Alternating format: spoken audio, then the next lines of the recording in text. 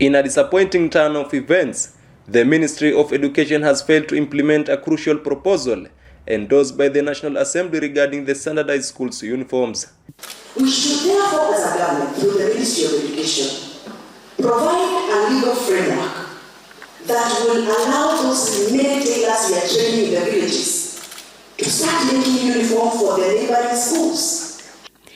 Despite the parliamentary motion passing successfully, the education under the leadership of Cabinet Secretary Ezekiel Machogu has neglected to establish a uniforms policy nationwide. If you will be looking at the admission letter, you will be able to see an item which says the school requires this kind of uniform, and it is the responsibility of the parent to procure.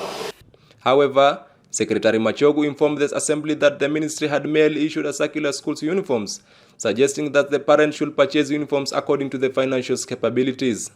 I issued a circular, and I was here. I told you about uniform. So what my cabinet colleague repeated is what I said.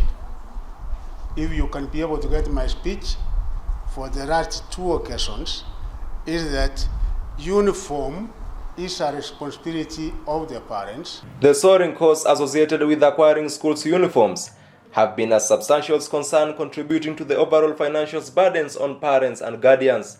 Githunguri MP Gathoni Mushomba emphasized the essential for the government to create an affordable legal framework, enabling the trained tailors to produce uniforms for the learners. So must come up with a policy on uniform standardization so that we can stop the demand of uniform and supply of uniform to be controlled by school administrators, and the government must take charge. Despite the motion gaining approval earlier in the year and landing on the Education CS Machogu's desk for execution, little progress has been made. The issue of student uniform has been there from time immemorial, and doing away with the uniform or changing the uniform of the school might bring a lot of confusion. It might bring indiscipline to the learners, because we know very well the uniform is associated with the culture of the school. It is one way of instilling discipline of the learners, and it's also a way of equality, because when learners wear the uniform, you don't know the rich and the poor in the school.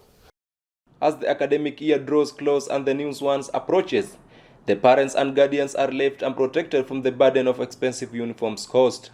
The CS defended the ministry's stance, stating that altering school uniform styles